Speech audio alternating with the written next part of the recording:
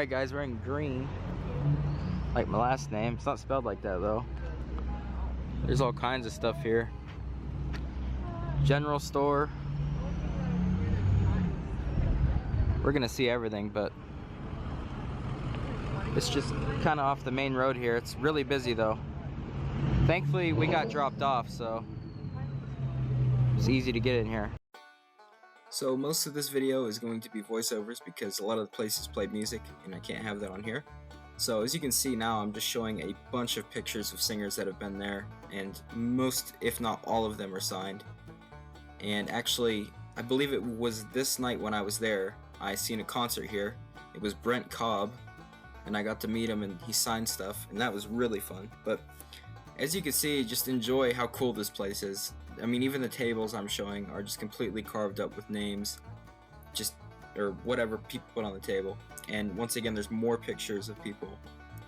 And basically all over all the walls were just really cool, you know, either Western singers or just Western things. And as you can see, they had a potbelly stove put up and ran through the wall. That had something historical. I can't remember what they said about it, but it's been there a long time. So yeah, just basically everything about this place was really cool. And there's some more pictures on the wall as well. This is when they filmed the movie Michael. There was a scene here at Gruene Hall, and they have a corner for that. We've got all kinds of pictures up. And right around here is when Brent Cobb was doing the vinyl signing and stuff. He was in this corner, so it was pretty cool. And there's a wall for George Strait. But there was just, I mean, the amount of stuff in this building. It's a very historic building in Texas. It's the oldest continually ran dance hall. It was built in 1878, and it is still the same. It even says on Wikipedia that it's basically unchanged in style, you know, since they built it. So I recommend, if anyone is near this place, you definitely go check it out. And you can see this is like the back room, so the bar's on the other side of that wall there, the windows are. And if you go past it, then you have this dance hall floor, and they've got all these old signs up, you know, enamel. There were some porcelain ones on the one side. It was really hot in the daytime before I went to the concert, and when I got there, they opened up the two side panels on the sides of the dance hall, and those fans were on, and it actually kept it really cool, and the place was absolutely packed.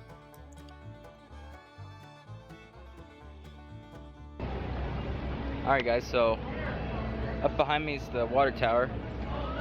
There's the chicken wire, which they have on the side of the ballroom. It's pretty cool in there. They're playing copyrighted music, so I couldn't have that playing on here because they take the video down.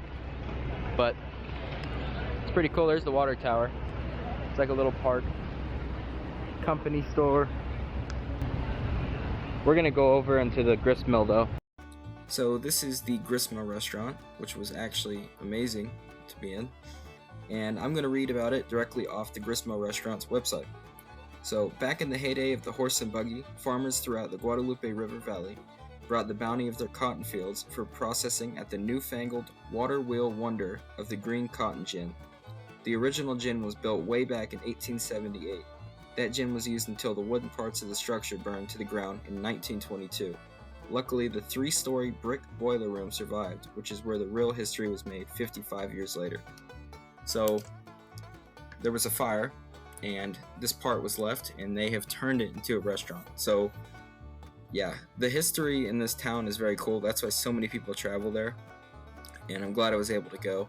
But as you can see, you know, they put on new roofing, all that, built all kinds of stuff, but the brick, you couldn't even make artificial brick to look that old. It's just cool. Alright guys, we're at the general store. Green.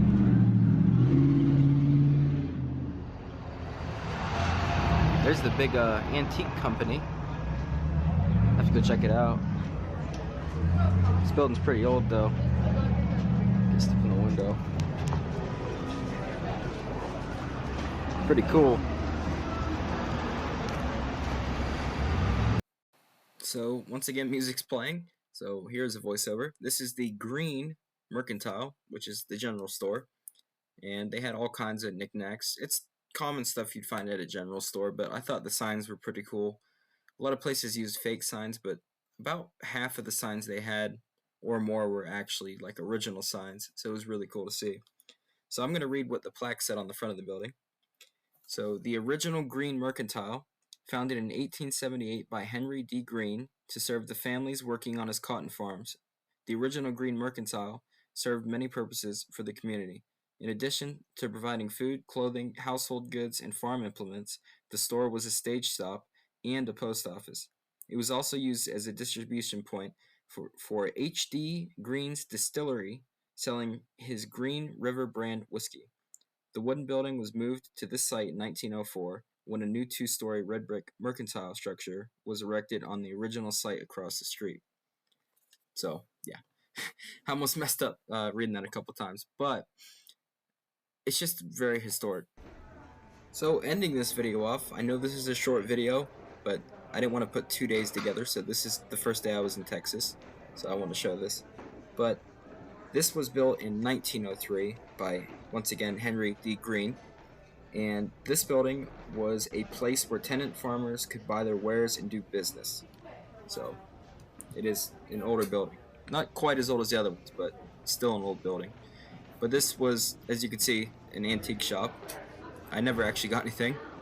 I took forever looking though, because it was full of cool stuff. But yeah, I just wanted to get this out there. I didn't want to not post this video. And yeah, the rest of the Texas days will be out, but this is it for Green.